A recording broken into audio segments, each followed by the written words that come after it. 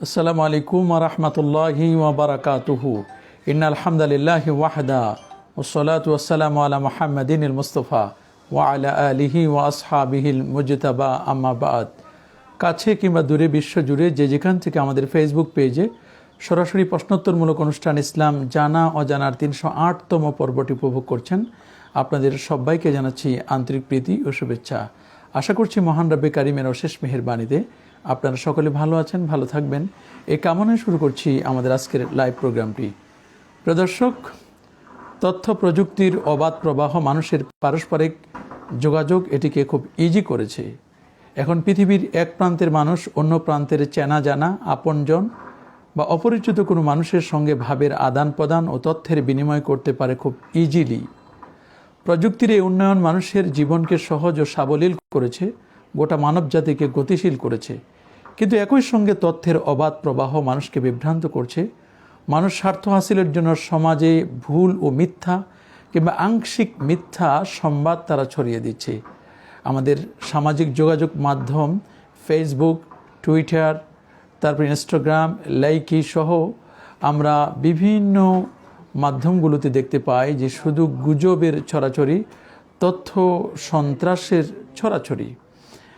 কোনটি যে সত্য কোনটি যে মিথ্যে এটি কিন্তু আসলে পরখ করা এটি বড় কঠিন হয়ে যায়। এটি আমাদের মনে রাখতে হবে যে এই যে গুজব বলেন বা রিউমার বলেন, এটি কিন্তু আমাদের শুধু আমাদের নবীর যুগেই ছিল তা কিন্তু নয়, বরং এটি শুরু হয়েছিল মূলত সেই আসমানে হযরত আদম এবং হাওয়া আলাইহিস সালাতু ওয়াস সালাম তারা যখন জান্নাতে ছিলেন। প্রথম তথ্য সন্ত্রাসী করেছিল বা গুজব ছড়িয়েছিল মূলত ওই মিস্টার ইবলিস।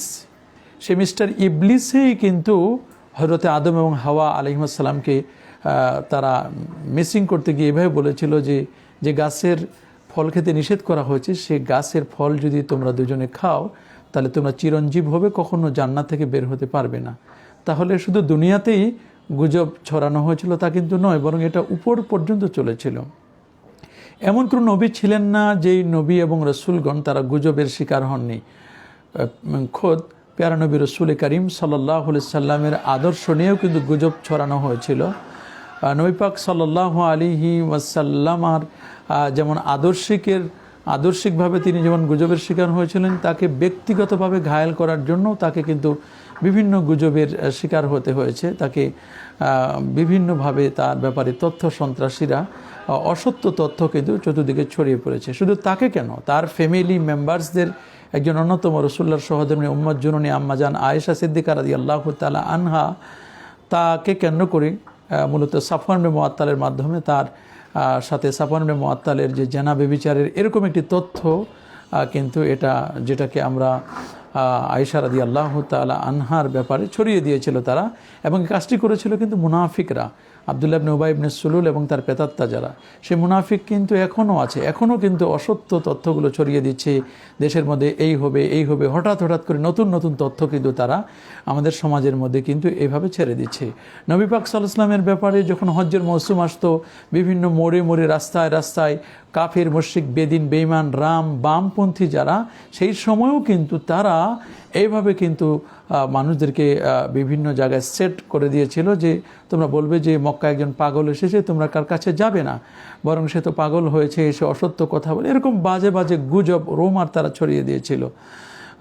আসলে মানুষজন এসে দেখলো যে না, এই পাগল তো জীবনে বহু দেখেছি, কিন্তু এত সুন্দর তার এক্সিলেন্ট, তার অ্যাট্রাকটিভ, তার বডি ফিটনেস এবং তার চেহারাটা এত সুন্দর, এত মলিন, এবং তিনি এত সুন্দর করে কথা বলতে পারেন, এবং তার কাছে যে আসমানের ওহিগুলো আসে সেটি এত এক্সিলেন্ট, হৃদয়গ্রাহী, কোরআন মাজিদের তেলাওয়াত, এগুলো শুনে অনেকে কালেমা পড়ে মুসলমান হয়ে গিয়েছিল। আপনারা জানেন যে এভাবে করে সাহাবা ইকরামদের ব্যাপারে অনেক গুজব ছড়ানো হয়েছিল।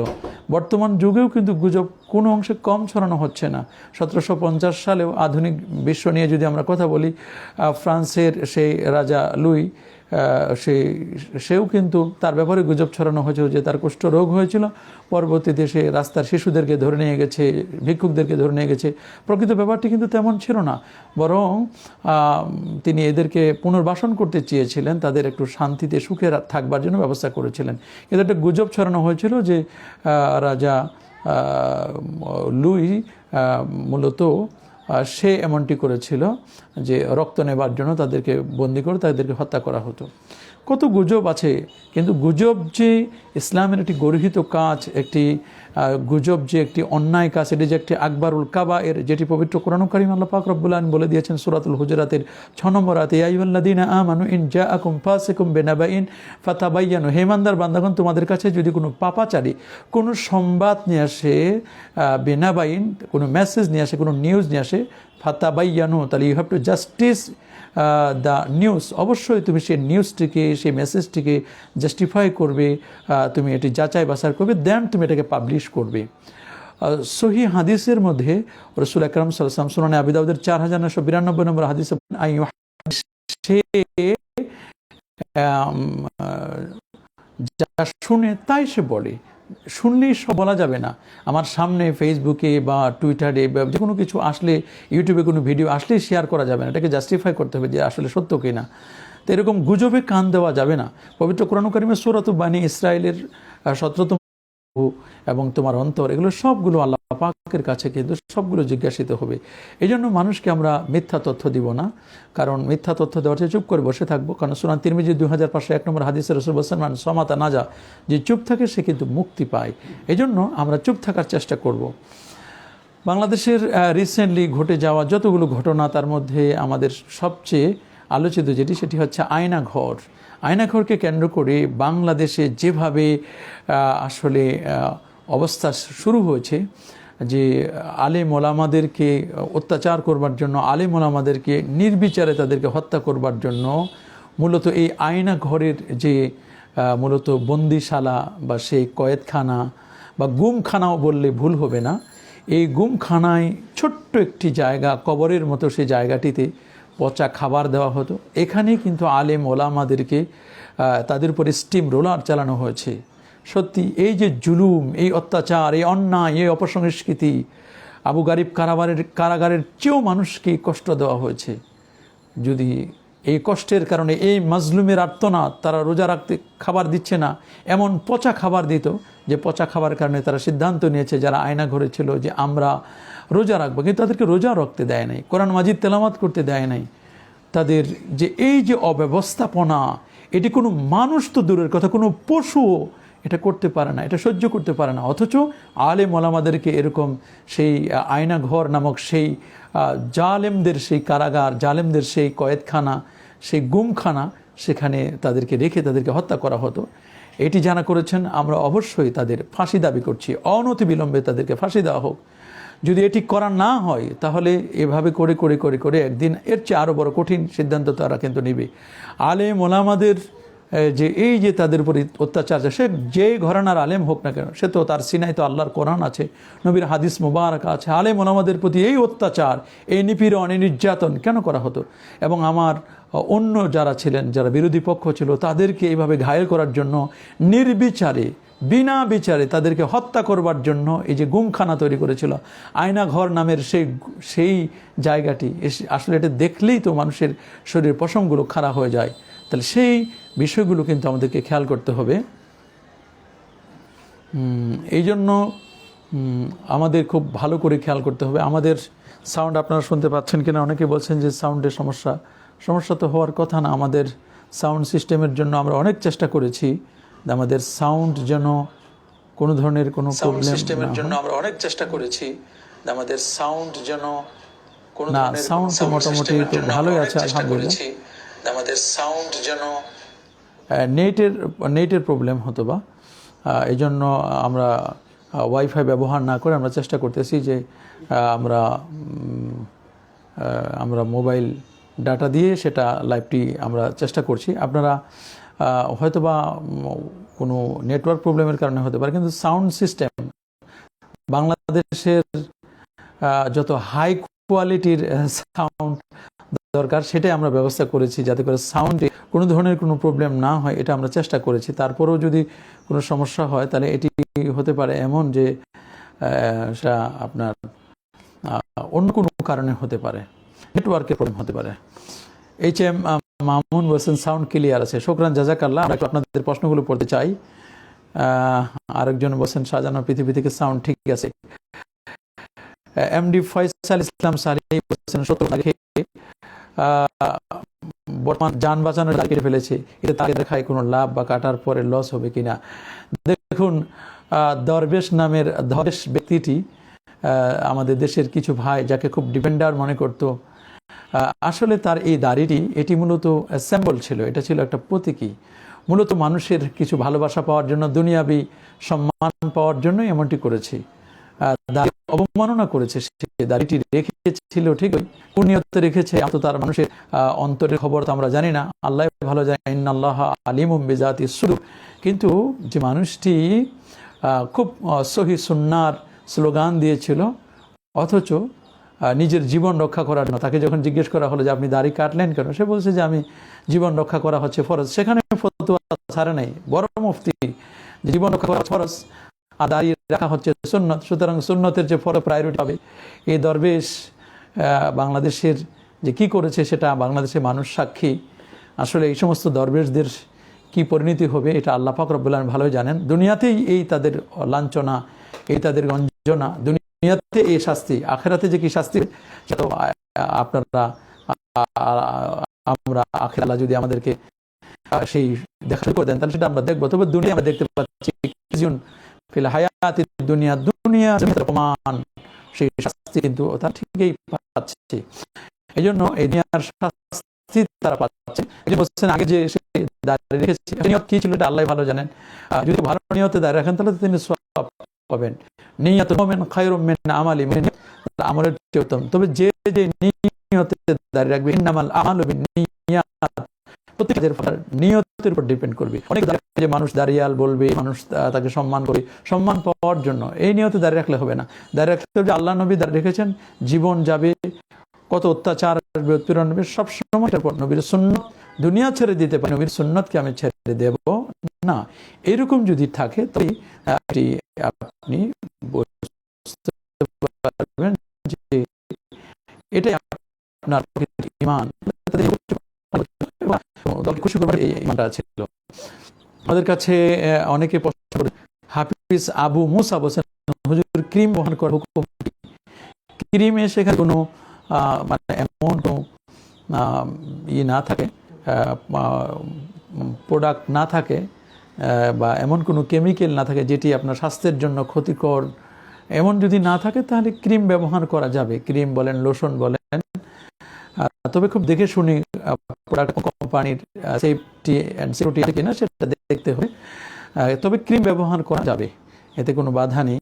আপনার আল্লাহ পাক রব্বুল আলামিন তিনি তো আমাদেরকে দেহ দিয়েছেন, এটা আমানত, এই আমানতের খেয়ানত করা যাবে না।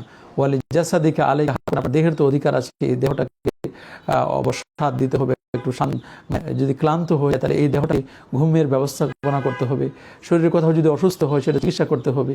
তা আপনার ক্রিমটা এটা আপনার এক ধরনের চিকিৎসার মতোই আপনাকে মনে করতে হবে। এটি বিলাল হুসাইন বলছেন আসসালামু আলাইকুম। ওয়ালাইকুম আসসালাম ওয়া রাহমাতুল্লাহ, মাশাআল্লাহ, মারহাবা, জাযাকাল্লাহ। হাওলাদার বলছেন হুজুর যাকাতের সঠিক মাসআলাটা একটু শুনতে চাই। তিনি সালাম দিয়েছেন, ওয়ালাইকুম আসসালাম ওয়া রাহমাতুল্লাহ। হাওলাদার সাহেব শুনুন, জাকাতের সঠিক মাসআলা হচ্ছে কোনো ব্যক্তির কাছে যদি একটি বছর 52.5 ভরি রৌপ্য বা তার 7.5 ভরি স্বর্ণ বা তার সমপরিমাণ মূল্য যদি এক বছর স্টে করে, এক বছর থাকে শতকরা 8 হারে তাকে জাকাত দিতে হবে। এটি আপনি পরিবার পরিজনদের মধ্যে মা বাবা উপরে এবং নিচে দিতে পারবেন না, ডানে বামে দিতে পারবেন। আর পরিবার বা আত্মীয় স্বজনদের মধ্যে যারা গরিব দুঃখী আছেন তাদেরকে প্রায়োরিটি দিবেন, তাতে আপনি সওয়াব বেশি পাবেন, এটা খেয়াল করবেন। আপনি আমার কাছে জানতে চেয়েছেন এম সিরাজুল ইসলাম তাহসিন, আসসালামু আলাইকুম। ওয়ালাইকুম আসসালাম, হুজুর কেমন আছেন? আলহামদুলিল্লাহ। সাইফুজ্জামান বলছেন সিগারেট খাওয়া নামাজ আদায় করা যাবে?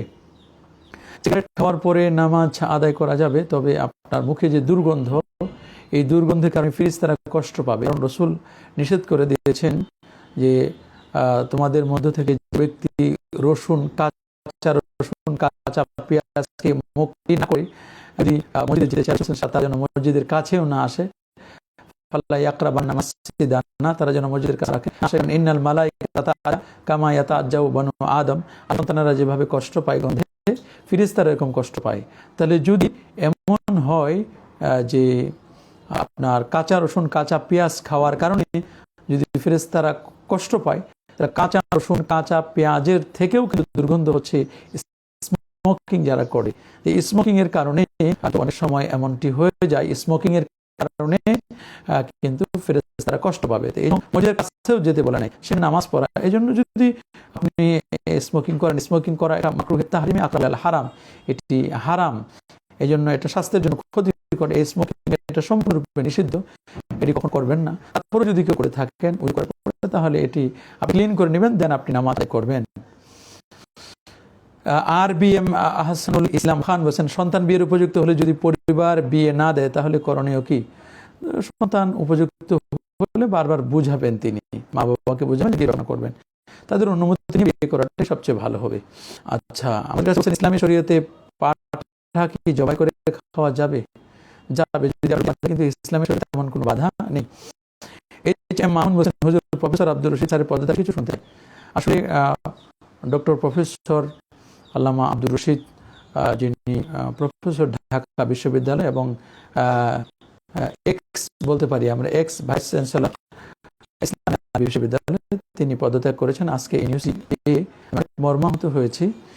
আসলে আমরা স্যারের কাছ থেকে যেমনটি আশা করেছিলাম, তিনি তার সিংহভাগ পূরণ করার লক্ষ্যে তিনি কিন্তু পথ চলছিলেন। তবে কিছু সুবিধা তো কাজ করতে গেলে, বাস্তব ফিল্ডে কাজ করতে এটি থাকবেই, পজিটিভ নেগেটিভ মিলেই তো মানুষের জীবন। তবে তিনি যেভাবে ইসলামী আরবি বিশ্ববিদ্যালয়ের অধীনস্থ ছাত্রছাত্রীদেরকে যেভাবে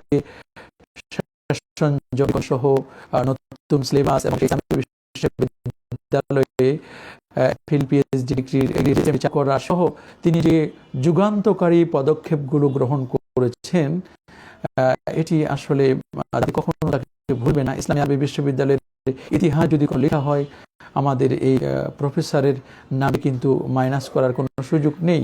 তিনি একটি বিপ্লব করেছেন, একটি অভ্যুত্থান করেছেন ইসলামী আরবি বিশ্ববিদ্যালয়ে।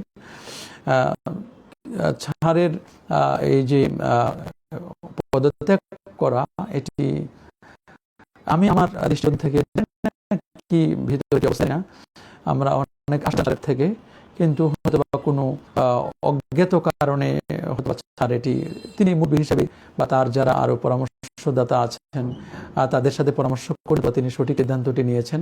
তার ব্যাপার তো আমাদের এর চেয়ে বেশি বলার কিছু নেই। তবে স্যারের মাধ্যমে আমরা মনে করছিলাম যদি স্যার আরো কিছুদিন থাকতেন, তাহলে আমরা ইসলামী আরবি বিশ্ববিদ্যালয়ে আরো অনেক যুগান্তকারী সিদ্ধান্ত, যুগান্তকারী পদক্ষেপ গ্রহণ করতে পারতেন। আমরা দোয়া করি স্যার যেখানেই থাকবেন, যোগ্য মানুষের এখানেই থাকেন, সেখানেই তাদের সততা বিলিয়ে দেবেন ইনশাআল্লাহ। তিনি ঢাকা বিশ্ববিদ্যালয়ে থাকবেন, ঢাকা বিশ্ববিদ্যালয়েও তার সৌরভ বিলানোর আরো অনেক ওয়ে রয়েছে, অনেক মাধ্যম রয়েছে। তিনি যে কাজটি করছেন আলহামদুলিল্লাহ। আমরা তবে আমরা কারো ব্যাপারে বিশুদ্ধ করবো না। হ্যাঁ, ত্রুটি বিচ্যুতিতে একটা মান রাখতে পারে, এটা সবকিছু। আমরা যদি কোনো ত্রুটি বিচ্যুতি হয়ে থাকে তাহলে সেটি তো আল্লাহকে ক্ষমা চাইবো। এরকম ব্যাপারে আমাদের সফট মাইন্ড, তিনি কিন্তু ছাত্র বান্ধব ছিলেন, ছাত্রছাত্রীদের বান্ধব ছিলেন তিনি, কারণে তার ব্যাপারে আমাদের সফট মাইন্ডটা এখানেই। আল্লাহ তাআলা তার যেখানে তিনি থাকেন, যেখানেই রাখেন, আল্লাহ তাআলা তাকে ইনসাফের সাথে এবং ন্যায় নিষ্ঠার সাথে যেখানেই থাকবেন সেখানে পুঙ্খানুপুঙ্খ পদক্ষেপ নেবার আল্লাহ তাআলা তাকে তৌফিক দান করুন। আমরা সেই কামনাটাই করছি আমাদের স্যারের জন্য। আরো অনেকেই অনেক ধরনের প্রশ্ন করেন ইতিমধ্যে, আমাদের কাছে জানতে চেয়েছেন, আসলাম হোসেন, গোসল অবস্থায় মসজিদে আজান দেওয়া, ঝাড়ু দেওয়া কি গুনাহ হবে? অপবিত্র অবস্থায় মসজিদে প্রবেশ করবে না, এটি তো অবশ্যই গুনাহগার হবে না, এই কাজটি করবে না। অপবিত্র অবস্থায় মসজিদে প্রবেশ করে না। সাউন্ড পরিষ্কার হচ্ছে না, এটি নেটওয়ার্কের কারণে হতে পারে, এছাড়া আর তো আমাদের এখানে কোনো প্রবলেম নেই। আচ্ছা, একজন এমডি কিবরিয়া আহমেদ বলছেন, আসসালামু আলাইকুম রহমতুল্লাহ। ওয়ালাইকুম আসসালাম রহমতুল্লাহ। আলহামদুলিল্লাহ।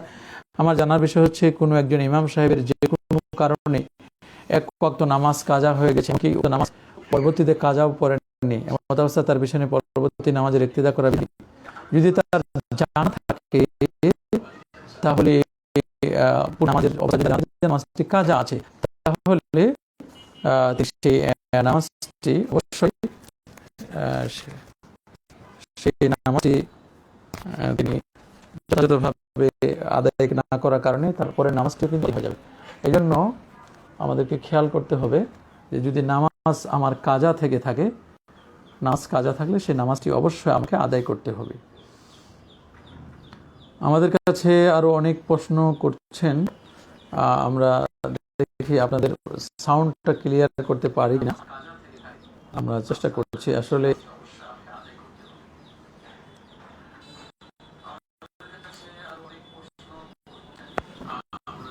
আমরা ইনশাআল্লাহ সাউন্ডটা ক্লিয়ার করার জন্য সুইচটা অফ করা ছিল, যে কারণে আমরা ইনশাআল্লাহ সমস্যা হচ্ছিল, চেষ্টা করছি সাউন্ডটাকে ক্লিয়ার করবার জন্য।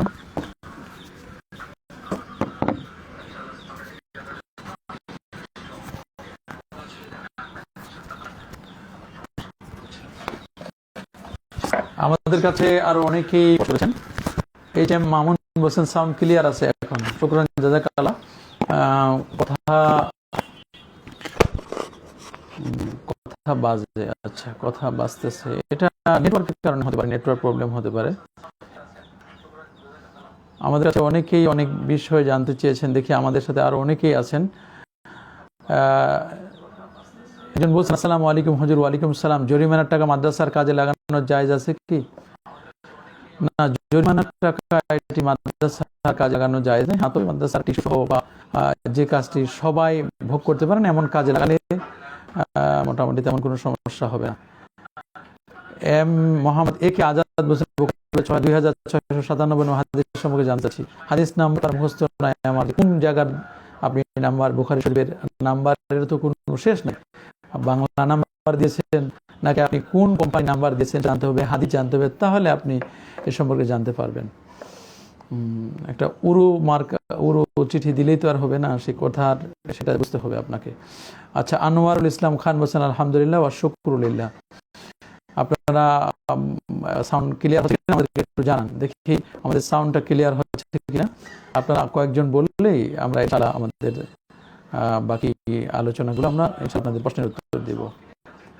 দর্শক, আপনারা কি আমাদের সাউন্ড শুনতে পাচ্ছেন? কয়েকজন কমেন্ট করে জানান। আসসালামু আলাইকুম হুজুর, আমি আপনার প্রতিদিন ওয়াজ শুনি। হুজুর আপনি কেমন আছেন? জি আলহামদুলিল্লাহ। হোসেন মোহাম্মদ মাহমুদ, কেমন আছেন? জি আলহামদুলিল্লাহ।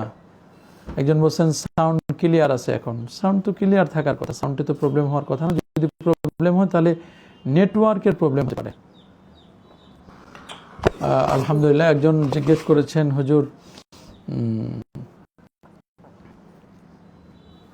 ব্যক্তির যদি নামাজ, আসসালামু আলাইকুম, কেমন আছেন হুজুর? সাউন্ড ক্লিয়ার হচ্ছে না, দিনিয়ার ফুটন্ত ফুল, সাউন্ড ক্লিয়ার হচ্ছে না।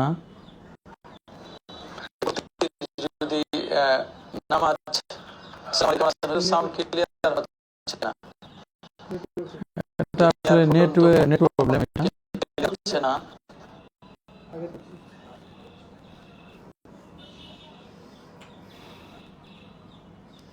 মোহাম্মদ